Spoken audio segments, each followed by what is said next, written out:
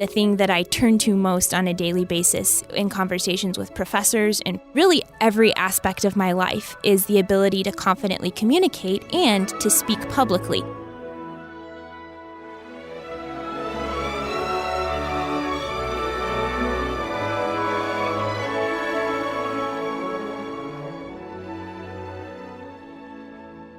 Hello, and welcome to the Arts of Language podcast with Andrew Poudwa, founder of the Institute for Excellence in Writing, or as many like to say, IEW. My name is Julie Walker, and I'm honored to serve Andrew and IEW as the Director of Marketing. Our goal is to equip teachers and teaching parents with methods and materials which will aid them in training their students to become confident and competent communicators and thinkers.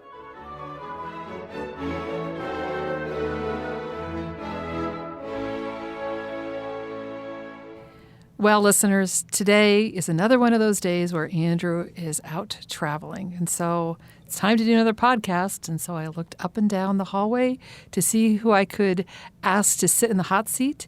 And I found Kaitlyn. Kaitlyn, welcome to our Arts of Language podcast. Thanks so much, Julie. So what is really fun about this is last year we had interviewed you on a podcast, and you were not actually here in Oklahoma at our IEW podcast studio. We did this over the phone, and we just were asking you all kinds of questions because you had won the sweepstakes for NCFCA's speech events. So I was actually at a conference this last summer and was setting up a booth, and someone came by. And this was actually in Southern California. And Carla actually came by and said, "Oh, I love your podcast," which I love to hear that when I'm out doing a convention. I just think it's just so fun. And, I love doing them too. And I asked her, well, that's just really nice. Which was your favorite? And she said that the one that you had done with us was her favorite, I had suggested to Andrew that we should hire you. And I had not remembered that, but yet here you are. We asked you to come and work for us as a summer intern, and so that's what you're doing. Yes. First of all, let's talk right there. Your speech contest that you won. See, I'm using contest. I know that's not what it's called. What wonderful event did you win that landed you as the champion? Well, you're right, Julie. It's been about a year since I had the immense privilege of speaking on the stage at NCFCA's 2017 National Speech and Debate Championship.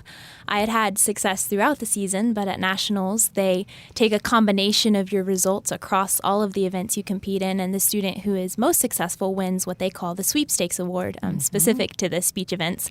I also had the opportunity that year of winning the particular category of biographical narrative. So I got to give my biographical narrative speech, which was 10 minutes long, on Fanny Crosby there on the stage. And then, of course, had the opportunity to record a podcast talking about a lot of my other experiences in NCFCA with you and Andrew shortly thereafter. Right. And since then, you've graduated from high school, off to college. And tell me about your college. Now you've got 1 year under your belt in college. Yes, and I'm really enjoying the summer. But I spent my first year at Grove City College, which is a private Christian liberal arts school that's located about an hour north of Pittsburgh, where I'm studying really my two passions, music and philosophy is the double major that I just recently added, which will help me to get a feel for the most important ideas and questions of the centuries. And I hope to use that knowledge ultimately someday in a career in public speaking and advocacy work. So there I play a lot of piano, run track, have fun talking with friends, and really try to explore and learn as much as I can. Great. So you were homeschooled. Right. And yet, even despite being homeschooled, you were able to apply and get into the college of your choice. I think despite is probably the wrong word there, Julie. I think we could say something like because of or aided by the homeschooling experience. And I say that mostly for you listeners who are wondering if you are homeschooling, will I be able to provide what my students need, what my teens need to get into college? And I can personally speak from my own experience that, yes, all three of my boys applied to and got into the college of their choice, and many, many, many other homeschooled students that I know of, including now our own dear Kaitlyn, who's here today with us. And so you're working on a secret project for IEW this summer. Top secret. It is top secret because it's a new product that we're coming out with that hopefully our families will hear about in January or February. But until then, we can't speak much about it. I can say that one of the things that we were looking for, Kaitlyn, was whether or not you knew IEW well enough to be able to contribute to this new product that we're developing. So tell me about your IEW experience. Mm-hmm. Well, I took Julie and Andrew seriously when they joked we should hire you in the podcast and went ahead and asked them if they'd allow me to work for them. I've had a wonderful time here doing a lot of odd jobs and, of course, the top secret project. But I came into IEW with a few years of experience with the curriculum under my belt. My mom introduced our family, I'm the oldest of 6, to IEW when I was in late elementary school and early middle school. And so I went through the structure and style program for a year or two before I transitioned to some other online classes with a different homeschool group. But during that time, of course, I got familiar with the different dress-ups and different sentence openers, skills, and ideas that I still use in different writing assignments. Mm-hmm. So do you find in college, your college classes, your IEW experience has helped you? I think certainly it definitely helped a lot when I was younger and unsure how to structure my writing. I was one of the kids that Andrew talks about who has too much to say, the people who would let sentences go on forever and ever and was very verbose. So IEW helped me more with organizing and paring down a lot of my thoughts. Good. So I'm sure your college professors appreciate that, wouldn't you say? Definitely. So let's imagine that, hypothetically speaking, you had a microphone in front of you and you had the opportunity to talk to thousands and thousands of homeschooling parents or classroom teachers across the United States. What message would you give to them? Well, I would point them to one of the things that Andrew mentions multiple times in each of IEW's products when he talks about the importance of public speaking.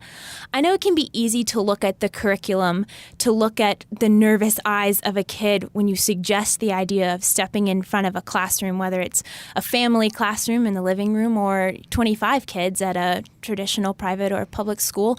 And it can be intimidating. I don't want to put the kid in that situation.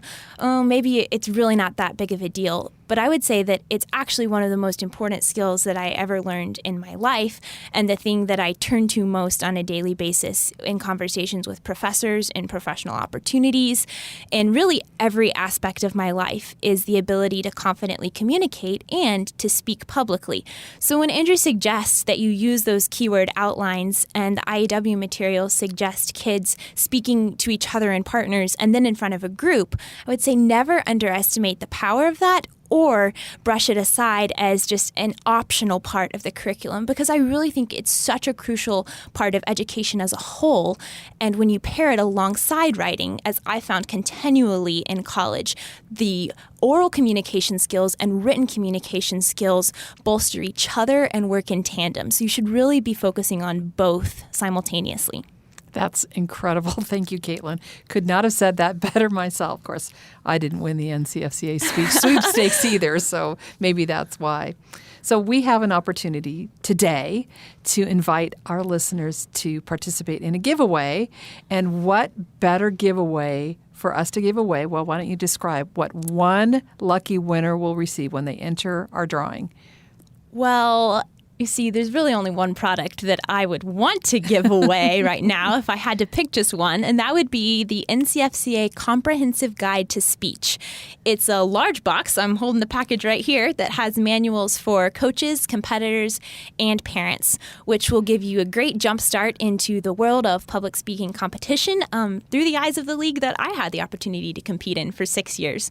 So you'll definitely want to take advantage of this giveaway if you are the lucky winner. Yes, and so just so you know, even if you are not a competitor in the NCFCA, you can still use this for either your classroom or just in your co-op. This would be a tremendous resource if you have teens who are interested in the world of speech.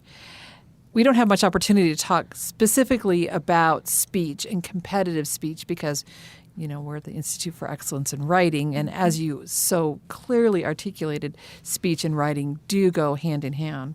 But if we had a family a homeschooling family that was interested in joining NCFCA, what events are included in the speech world? Well, the answer to that question changes nearly every year because NCFCA releases new events for competitors to try, but they all fall into three very basic categories, at least in the speech world. Debate is another interesting world in and of itself, but in the speech world, you can focus on those who have a creative and drama flair with interpretive events, whether that's oratories or books or even pieces of drama that you've written yourself. Families whose kids really like to jump up and speak on their feet, or parents who think their kids might be really good at speaking on their feet can invest in limited preparation events that talk about current events or theological questions, or impromptu, which was one of my personal favorites, where you never know what you're going to talk about. And then lastly, platform speeches, which are traditional 10-minute opportunities to share a message that you've written on something that you're passionate about, whether you're trying to persuade your audience of something or just inform them about something that you find really fascinating. So the one speech that you mentioned, the Fanny Crosby one, what category did that fit into? That fit into a category called biographical narrative. It's something that NCFCA has actually terminated as a category, at least for the upcoming season. But an individual could certainly write a 10-minute informative speech on someone who had impacted their life, and it would still be a biography of sorts, just entered in a category under a different name. Great. Well, Kaitlyn, you are my guest, not just as an intern, but I also have the privilege of hosting you in my home. So it's been fun to introduce you to some of my friends and fun to have them comment to me privately, where you're not seeing how well-spoken you are, how charming you are, and truly it is a joy. It's been a joy having you here these last couple weeks. So I will just say, on that note, if there are any teens out there that think that they might be interested in an internship with IEW, we usually try and choose one or two to come and help us out with various projects in the summer.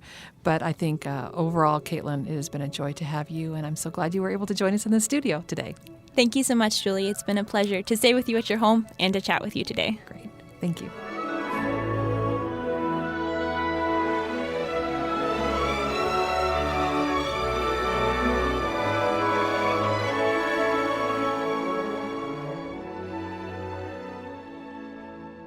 Thanks so much for joining us.